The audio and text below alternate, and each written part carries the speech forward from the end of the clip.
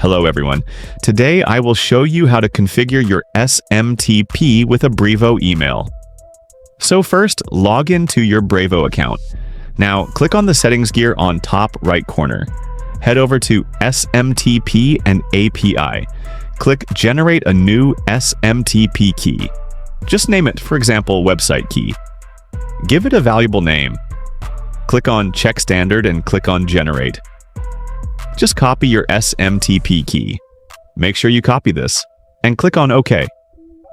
Now, to future login, just use these credentials.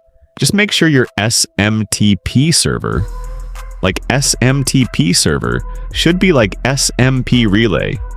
The port should be 787 DLS. Your username should be your brief account email.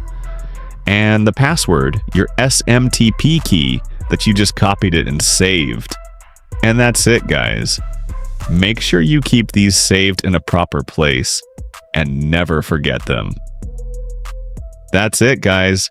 If you liked this tutorial, don't forget to like and subscribe.